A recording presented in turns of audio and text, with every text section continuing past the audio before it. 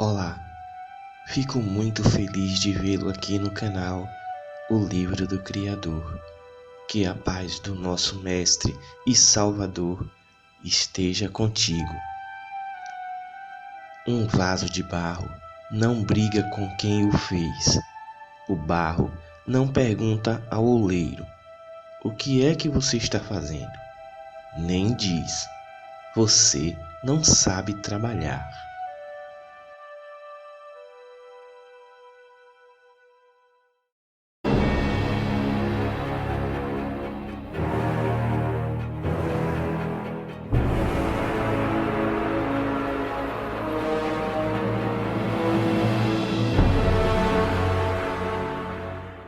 Quando o Messias chegou na região de Gadara, veio ao seu encontro um homem dominado por demônios. Ele vinha do cemitério onde estava morando. Era tão violento e perigoso que ninguém se arriscava a passar por aquele lugar. Não usava roupas e era sempre impulsionado pelos demônios para as regiões do deserto. Eles ficaram visivelmente incomodados com a presença do mestre. Então, prostrou-se e esbravejaram, dizendo: Jesus, Filho do Altíssimo Deus, o que o Senhor quer de mim? Vejam que interessante. Mesmo o mal, que divide, que luta contra a vontade divina, reconhece o poder do Salvador. E hoje, como naquela época, também há os que não reconhecem o poder do Altíssimo. Bem, o Messias perguntou qual era seu nome. Como é o seu nome? E ele respondeu: Multidão, eu imploro, não me castigue. Multidão, eu imploro, não nos mande para o inferno. Jesus, mande-nos entrar nos porcos que estão ali. Pois vão, disse Jesus.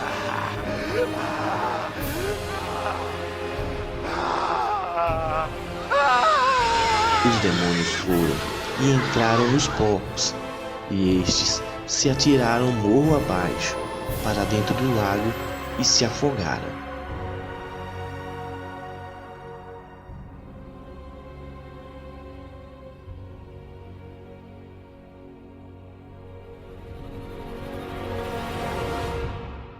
Os homens que tomavam conta dos porcos fugiram e chegaram até a cidade.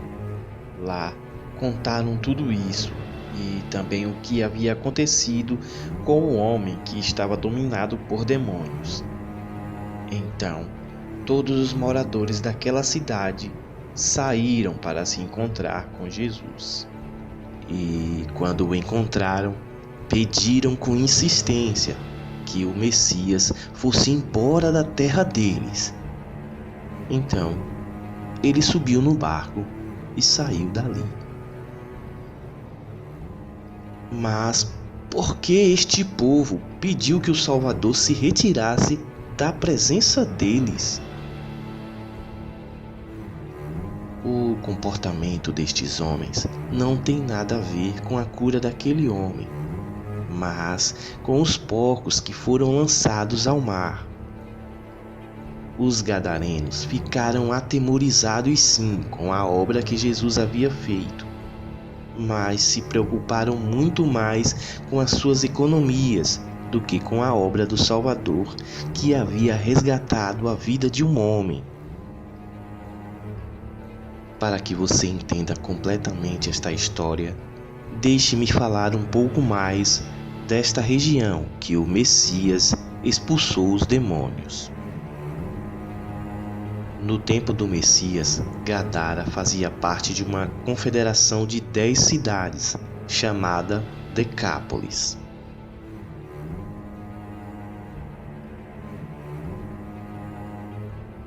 Que eram centros da cultura helênica, onde predominava elementos de língua e cultura grega, em meio a uma região de povos semitas, os judeus, os nabateus e os sírios.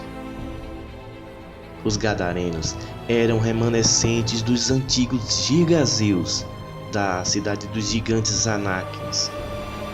Por isso, em alguns manuscritos dos evangelhos de Mateus, Marcos e Lucas, encontramos o termo Gergesenos ou Gerazenos. E voltando mais ainda no tempo, os gigazeus eram descendentes de Cão ou Cã, filho de Noé, da parte de seu neto Canaã, como está escrito em Gênesis capítulo 10, versículo 15 e 16.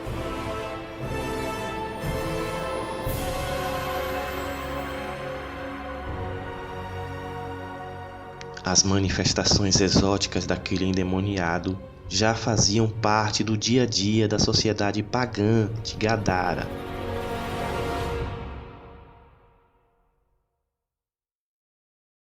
Era tão comum estes episódios que eles já estavam habituados com a situação. E o terror que se apoderou da população quando viu aquele homem trajando roupas e conversando com Jesus em perfeito juízo, revela o alto nível de adequação da população à situação anterior e a sua rejeição à possibilidade de um rompimento com aquela cultura de pecado.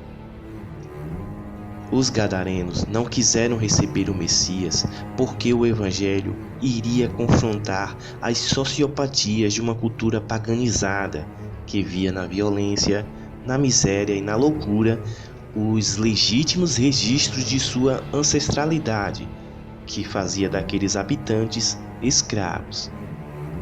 O Salvador que viera oferecer vida plena àquela gente constituía verdadeira ameaça ao seu modelo cultural.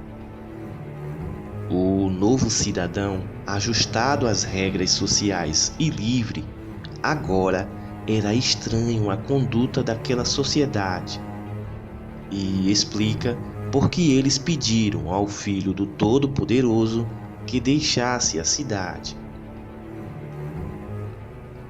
Mas era chegado a hora dos espíritos dos antigos gigazeus finalmente serem derrotados, começando a expulsar os deuses que por longo tempo eles vinham servindo. Esses espíritos do mal não entendiam o motivo de Jesus ter ido a Gadara, um local totalmente esquecido que ninguém nunca se importou e que estava há tanto tempo debaixo da autoridade deles, que mantinham controle total e faziam o mal que quisessem naquelas terras tantas vezes destruídas. Por isso, achavam que Jesus vinha para julgá-los antes do tempo previamente estabelecido. Esses espíritos do mal sabiam o que estava reservado para eles no dia do juízo. Mas devemos julgar estes homens por expulsar Jesus de suas terras? Pense no quanto ainda hoje expulsamos Jesus de nossas vidas quando não buscamos a vontade do Pai acima da nossa. O sustento, a necessidade e os cuidados deste mundo tendem a cercear a vontade do Altíssimo por não se enquadrar dentro dos nossos padrões. Quando vemos estas coisas, percebemos que para aquelas pessoas não importava que houvesse um homem louco pelos sepulcros, contanto que ele não atrapalhasse os porcos. Os porcos eram mais importantes do que a vida deste homem. Mas não para Jesus. Ele e os discípulos atravessaram o mar da Galileia para libertar este homem, porque para o Eterno uma vida vale mais que o mundo inteiro. Não importa quantos porcos seriam necessários serem jogados ao mar, para libertar este homem, Jesus sacrificaria todos eles. Assim também deve ser o nosso pensamento. Enquanto nos preocuparmos com a vida terrena, não seremos capazes de nos preocupar com o que realmente importa, que é a salvação real e definitiva do homem, independente das coisas físicas, mesmo que seja necessário sacrificar os porcos do nosso sustento, pois é o Criador quem nos dá o pão de cada dia. Depois que Jesus libertou aquele homem, ele foi enviado a pregar em sua terra. As Escrituras contam que ele foi para Decápolis e anunciou o que o Altíssimo havia feito. Muitos dizem que ele foi um dos primeiros missionários na Palestina atual e que muitos se converteram com o seu discurso. Assim, é a obra do nosso Pai. Nosso Salvador veio destruir as obras do diabo e transformá-las em bênçãos e glórias ao seu nome. Que este seja também nosso pensamento e maior foco nesta vida. Crer em Jesus é conhecer a liberdade, e isso pressupõe o desvencilhar dos processos culturais aprisionantes, porque ele veio para libertar o homem de todo tipo de cadeia. Se, pois, o Filho vos libertar, verdadeiramente sereis livres.